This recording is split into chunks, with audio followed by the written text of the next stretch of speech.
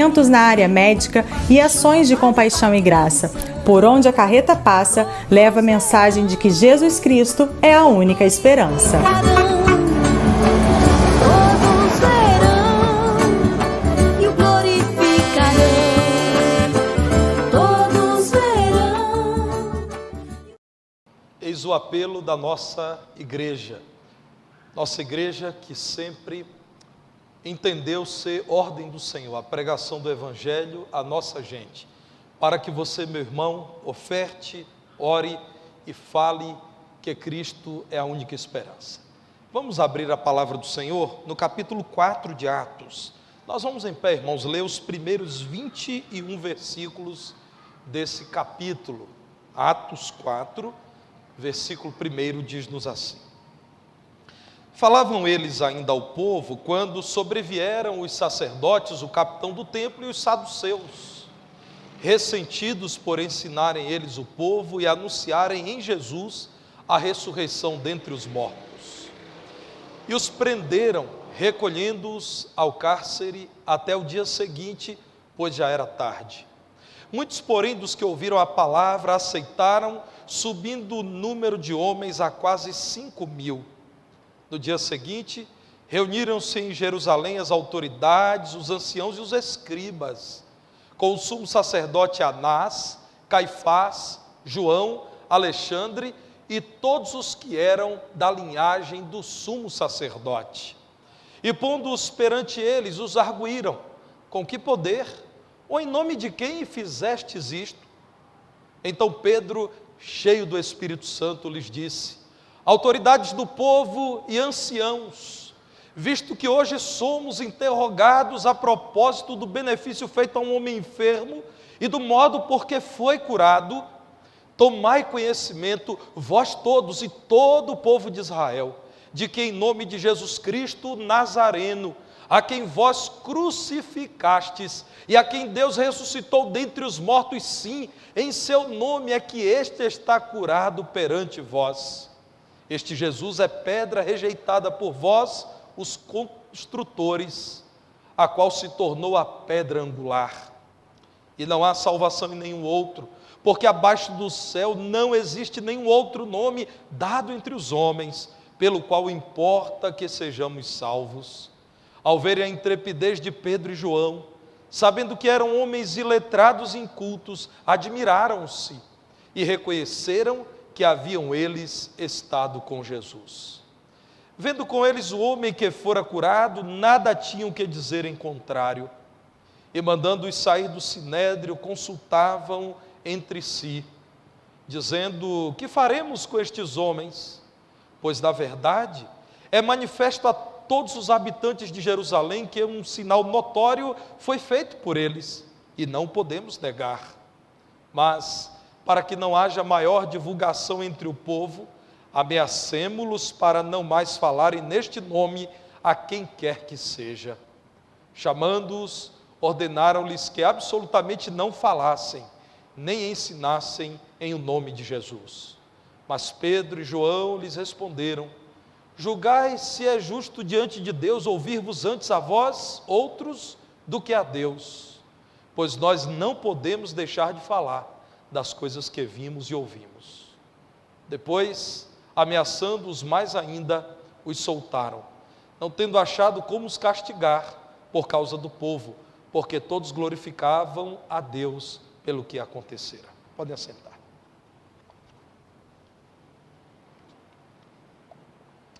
Líderes religiosos e líderes políticos queriam que o nome de Jesus fosse esquecido. O texto bíblico mostra que os líderes religiosos temiam perder o selo de exclusividade para intérpretes da lei de Deus, porque Jesus, que ensinava como tendo autoridade e poder, discordou deles muitas vezes.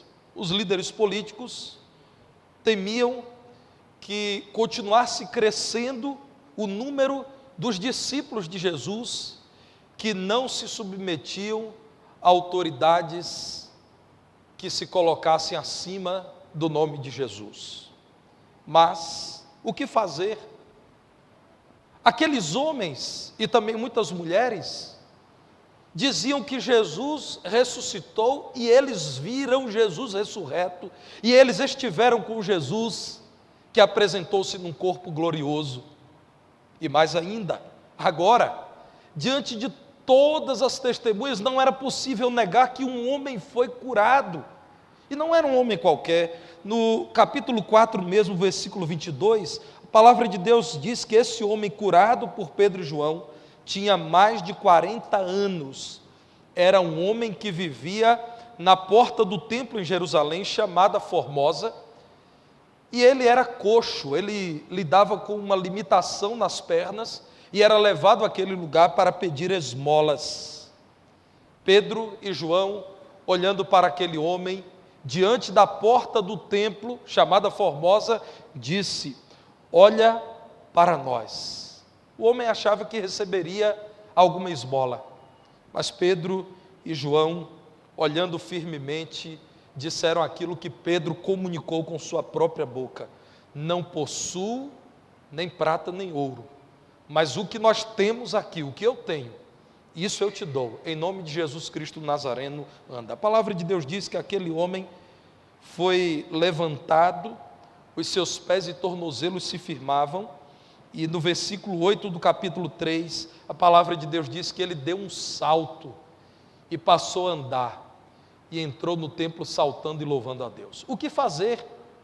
Porque alguns líderes judeus mentiram ao dizer que Jesus não ressuscitou, subornaram guardas, mas agora, como mentir quanto à cura daquele homem? Todos os conheciam, um homem com mais de 40 anos de idade, aleijado, que esmolava no templo e que agora estava com um corpo saudável, saltando, louvando a Deus e dizendo: foi em nome de Jesus Cristo que aqueles dois ali que andaram com Jesus, Pedro e João, me mandaram levantar. Meus irmãos, o que fazer agora? Diante de todos estava um grupo que cria na ressurreição, cria no poder do nome de Jesus, de tal modo que mandaram um coxo levantar-se. Veja em Atos capítulo 3, no versículo 16, quando agora Pedro, falando a todos que estavam espantados com a cura do coxo, diz: foi pela fé no nome de Jesus. Foi esse mesmo nome que fortaleceu este homem, que agora vedes e reconheceis, sim. É a fé que vem por meio de Jesus, que deu saúde perfeita a este homem na presença de todos vocês. Vocês não estão sonhando, isto não é uma ilusão. Vocês viram, em nome de Jesus, um homem coxo levantar-se. Versículo 19 do capítulo 3, então a grande mensagem do cristianismo é compartilhada: arrependei-vos, pois, arrependam-se de terem rejeitado Jesus, arrependam-se de terem crucificado injustamente Jesus, arrependam-se de terem negado a ressurreição de Jesus, como muitos de vocês saduceus negam, e convertei-vos, creiam nele, voltem-se para ele, para que sejam apagados ou cancelados os vossos pecados. No versículo 20, então, a promessa é: e a fim de que da presença do Senhor venham tempos de refrigério, e que ele envie o Cristo que já foi por ele designado a vós, que é Jesus. Arrependam-se e creiam nele, e Jesus virá a vocês, porque ele é o Salvador. Então, no capítulo 4, a palavra de Deus diz que Pedro e João ainda falavam, quando juntaram-se sacerdotes, os líderes da religião judaica, o capitão do templo, que era o responsável por manter a ordem no templo, era uma espécie de chefe policial do templo, e os saduceus. Os saduceus, como eu já disse, irmãos, não admitiam a existência de anjos, demônios, não admitiam que existiria a ressurreição. Então os judeus estavam ofendidos porque continuavam Pedro e João pregando Jesus, mas os saduceus estavam duplamente ofendidos, porque aqueles que pregavam Jesus ainda diziam: Jesus ressuscitou, e quem crê nele ressuscitará também dentre os mortos. É nesse contexto que nós encontramos um grupo crente em Jesus, dizendo: a única esperança para Israel continua sendo Jesus Cristo, a quem vocês crucificaram, mas a quem Deus o ressuscitou dentre os mortos. Meus irmãos, aquele grupo conhecia Jesus, conhecia as promessas de Jesus e conhecia também o seu dever. Atos, no capítulo 1, no versículo 8, nos diz: recebereis poder. Que promessa! Ao descer sobre vós o Espírito Santo, que garantia, e sereis minhas testemunhas, tanto em Jerusalém, como em toda a Judeia e Samaria e até os confins da terra. Que tarefa! Eles sabiam disso, eles sabiam que receberiam poder da parte de Deus, seriam dirigidos pelo Espírito que dá poder, e por isso poderiam testemunhar de Jesus em Jerusalém, no entorno de Jerusalém, a Judeia, também na vizinha Samaria e por toda a terra. Quando foram perseguidos, intimidados e ameaçados, não deixaram de falar, não negociaram com aqueles que queriam apresentar outras esperanças, as mesmas que sempre frustraram o povo de Israel. Continuar esperando por aqueles que não conseguiram trazer vida plena e segurança ao mesmo povo, não. Continuaram os discípulos de Jesus espalhando a esperança de salvação em Jesus. A palavra do Senhor diz que foram presos, versículo 3 do capítulo 4, recolhidos à prisão e deixados para o dia seguinte. Mas, meus irmãos, já era muito tarde, porque pessoas haviam recebido o Evangelho, versículo 4, e aceitaram a palavra. E aquela igreja que começou com aproximadamente 120 pessoas, em Pentecostes viu o crescimento para 3.000, agora diz a palavra de Deus que o número de homens apenas era de quase 5.000 crentes, em meio à perseguição e à persistente incredulidade dos judeus. Pedro e João permaneceram fiéis, cumprindo o dever missionário. Façamos o mesmo. O tempo de Pedro e João foi aquele. O nosso tempo, com seus desafios e grandes limitações, é esse. Nesse tempo, precisamos pregar que Jesus Cristo é a única esperança. De 1965, quando este tema foi utilizado pela primeira vez, era exatamente Cristo a única esperança. Até hoje, o mundo mudou e muito. Aquilo que fazia sucesso já não mais faz sucesso. Mas a mensagem dos cristãos não mudou. Continua sendo eficaz, continua poderosa, continua satisfazendo a quem nela crê. A nossa mensagem é essa: Jesus Cristo é a única esperança. Nós vivemos num tempo em que, de algum modo, as pessoas são viciadas em novidade. Pode até não ser bom, mas parece que já é um argumento favorável dizer: isso aqui é novo, isso aqui é diferente. Fico pensando na festa de aniversário. A mais suntuosa, a mais cara, a mais bela festa de aniversário tem o que, irmãos, em comum com todas as outras? Parabéns para você nessa data querida. Muitas felicidades, muitos anos de vida. Tem também o bolo e outras coisas. Irmãos, eu já fui em festa de aniversário simples, 2, 3 pessoas reunidas. Mas eu já fui em festa de aniversário com centenas de pessoas em clube. Em todas elas, em algum momento, parabéns para você. Todo mundo cantava isso. Eu não vejo ninguém dizendo: vamos fazer algo diferente. Vamos cantar um outro tipo de parabéns para você. Há certas mensagens que são contundentes, são suficientes. Não caem em desuso. Desde quando o irmão Eliseu nasceu, que parabéns para você é parabéns para você. Irmão João Ribeiro, criança em formiga, já era assim, não era, irmão João Ribeiro? Parabéns para você, irmãos. Por que mudaríamos a mensagem que transformou vidas desde o nascimento da igreja, na história das igrejas batistas brasileiras? a mensagem é a mesma, porque o mesmo Deus continua chamando homens ao arrependimento e ao plano de salvação.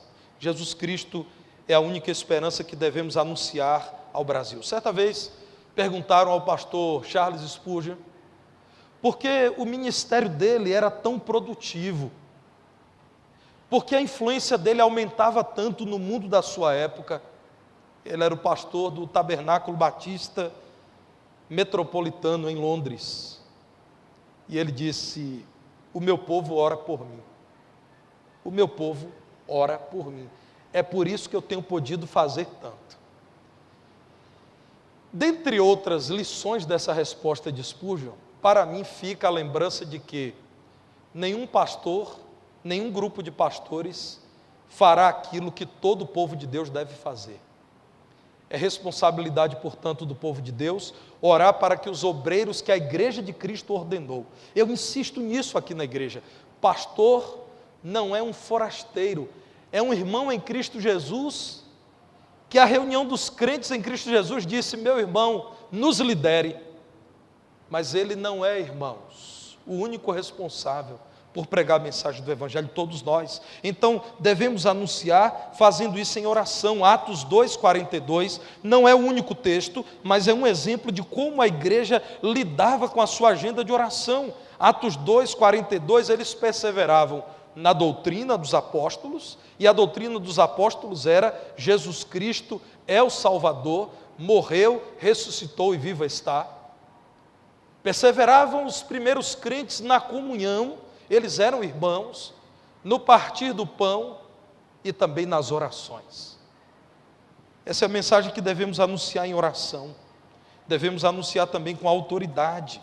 Atos 4, a partir do versículo 5, diz que o Supremo Concílio em Jerusalém se reuniu. Ali estavam autoridades, anciãos, escribas, toda a família do sumo sacerdote. Já era um sacerdócio corrompido. Os critérios da palavra de Deus para a escolha do sumo sacerdote já não eram mais observados. Havia uma junção política e a família do sumo sacerdote se perpetuava na função. Sogro e genro juntos aqui e outros parentes, Anás, Caifás, João, Alexandre e todos da família, da linhagem do sumo sacerdote. Resolvem então interrogar Pedro e João. No versículo 7 a pergunta é: nós sabemos que um homem coxo levantou-se.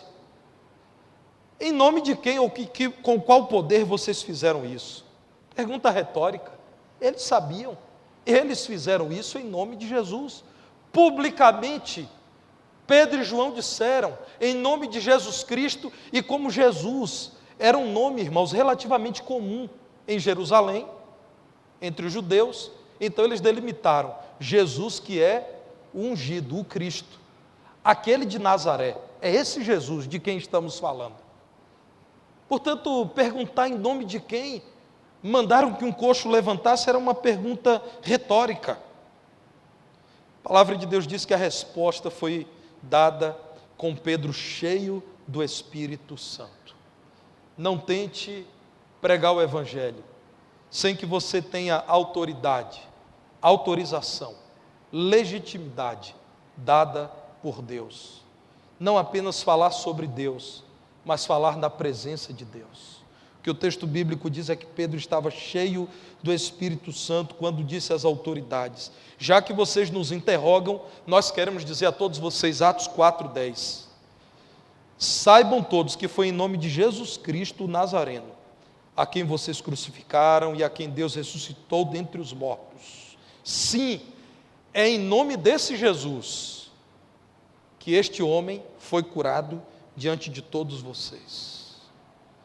Nós precisamos anunciar de modo perseverante quem é Jesus. Irmãos, Pedro e João já haviam dito isso, mas eles continuaram dizendo. E por todo o livro de Atos vemos até o capítulo 9, em especial Pedro, a partir do capítulo 9, Paulo, e em todo o Novo Testamento a igreja insistentemente pregando: Jesus é o Messias, aquele que morreu e ressuscitou. Aquele que, cumprindo a Escritura, está vivo e tem poder para salvar a todo perdido no pecado.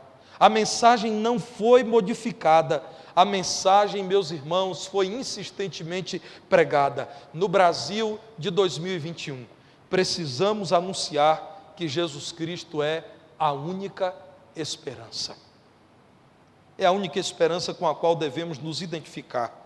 Nos versículos 11 e 12, nós encontramos Pedro e João dizendo: porque cremos em Jesus, Ele é a pedra principal, que vocês, os construtores, vocês que deveriam edificar a nação no temor do Senhor, rejeitaram. Mas Deus, ao ressuscitá-lo dentre os mortos, exaltando-o como Senhor, Deus o elevou à condição de pedra principal do edifício espiritual de Israel. Não há salvação em nenhum outro. Não há nenhum outro nome debaixo do céu que possa salvá-los do pecado, da perdição e da insegurança eternas. Irmãos, no versículo 13, a palavra de Deus diz que viram Pedro e admiraram-se da intrepidez, da ousadia, da coragem dele, principalmente porque Pedro e João eram conhecidos como homens iletrados e incultos. Eles não frequentavam a reunião dos anciãos. Eles não viviam aos pés de um rabi famoso. Eles só estiveram aos pés de Jesus. Admiraram-se deles e diziam: eles de fato só estiveram com Jesus. Irmãos, formação intelectual não é suficiente para que o Evangelho seja pregado.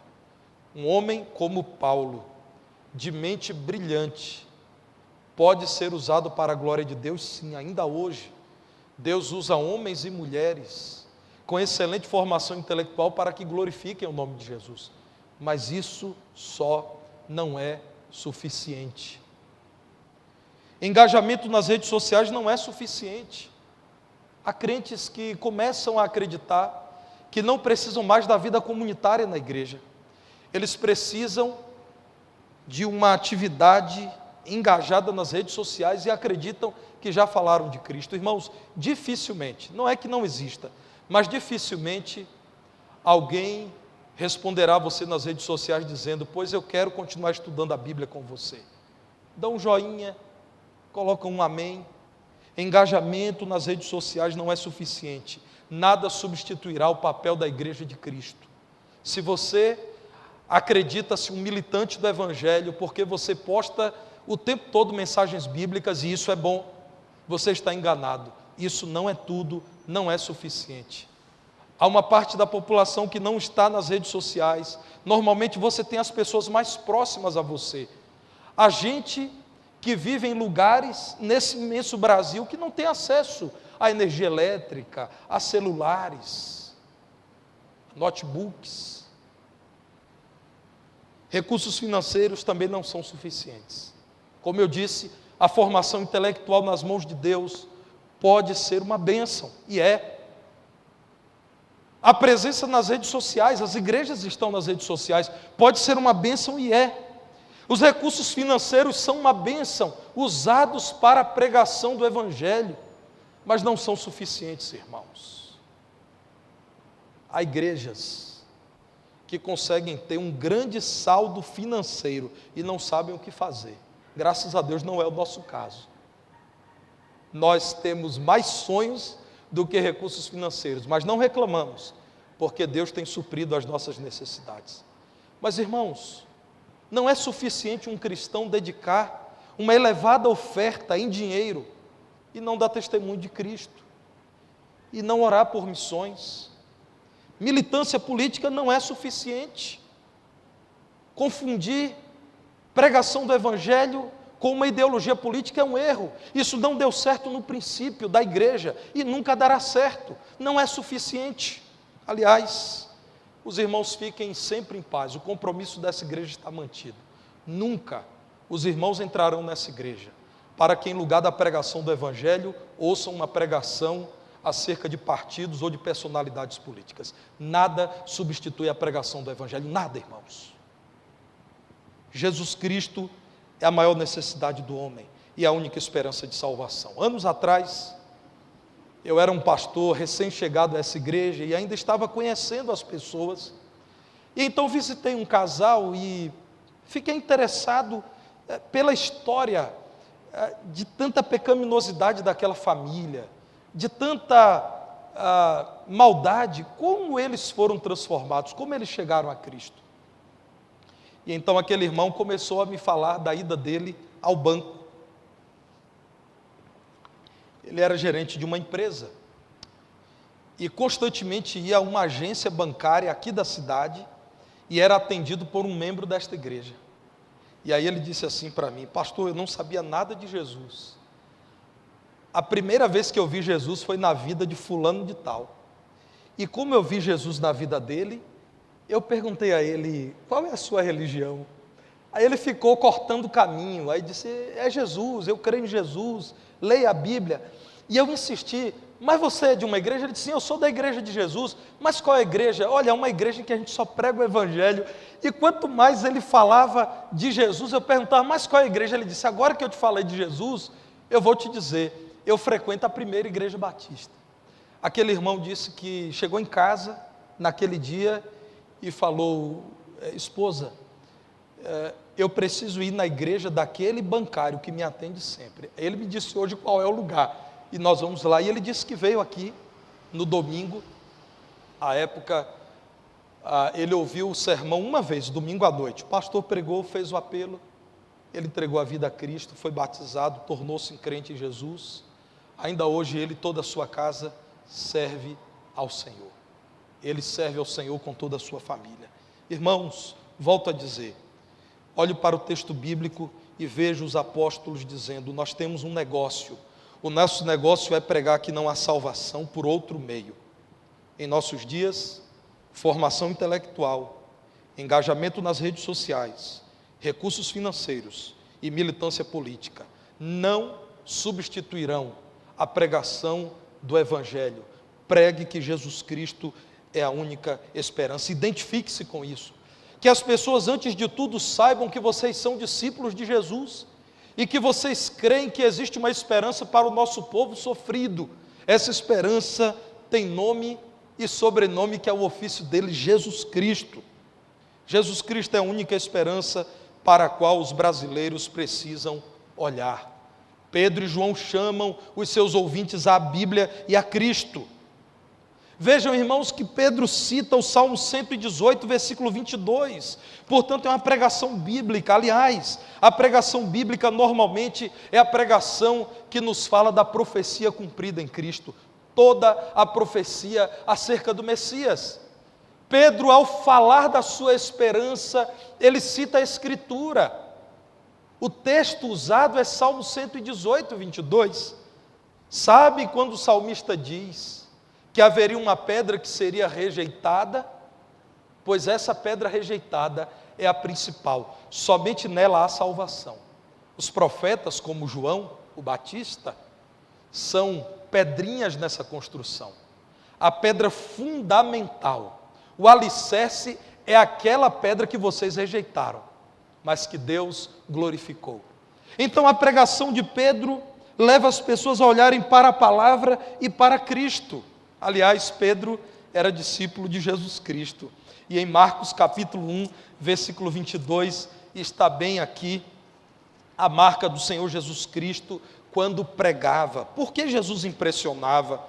Marcos 1, 22 diz assim: maravilhavam-se da sua doutrina, da sua pregação, do seu ensino, porque Jesus os ensinava como quem tem autoridade, e não como os escribas. Jesus ensinava como quem era o próprio Deus, como quem vivia o que pregava, e pregava o que vivia. Pedro passou a fazer isso. Então, irmãos, precisamos chamar os nossos ouvintes a olharem para a Bíblia e para Cristo.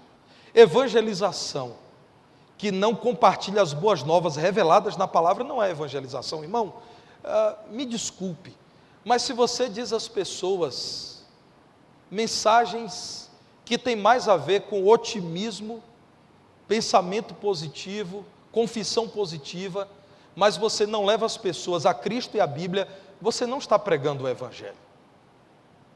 Coisas do tipo: tenha fé. Fé em quem? A fé é depositada em quem?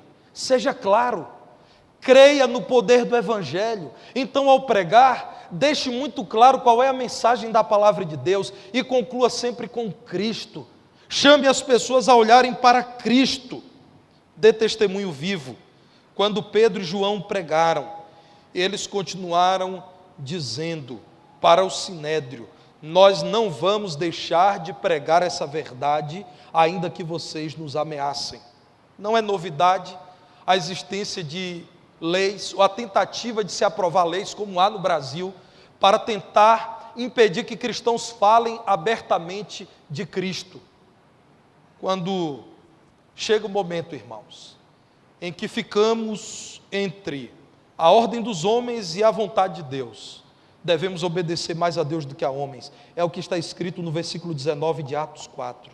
Julgai se é justo, vocês membros do Sinédrio, se é justo diante de Deus, se nós teremos paz diante de Deus, se deixarmos de pregar Cristo porque vocês nos prenderam, nos intimidaram e nos proibiram de falar.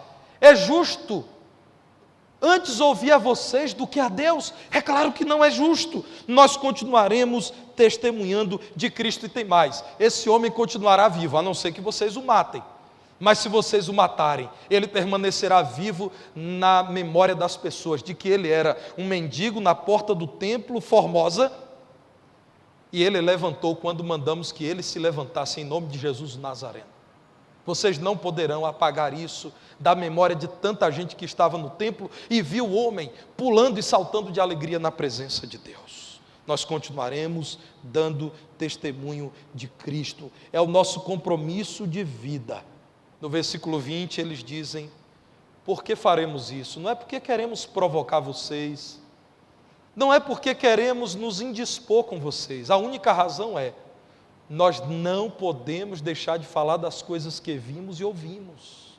Nós seríamos omissos, mentirosos, carnais, mundanos, incrédulos, se nós deixássemos de falar do que vimos e ouvimos. Diz a palavra de Deus que, por confiança no Senhor, esses homens tiveram um desfecho maravilhoso. Foram ameaçados mais um pouco, foram soltos pelas autoridades judaicas, mas não permaneceram presos por causa do povo, porque as pessoas glorificavam a Deus ao verem o coxo que levantou-se. Creia que Jesus Cristo é a única esperança, meu irmão, minha irmã, mas também proclame isso. Jesus Cristo é a única esperança que devemos anunciar ao Brasil. É a única mensagem com a qual devemos nos identificar. E é a mensagem para a qual os nossos ouvintes precisam atentar. Jesus Cristo é a única esperança. Vamos orar? Se você puder ajoelhar-se, ajoelhe-se, nós vamos orar ao Senhor pelo país e pela campanha missionária.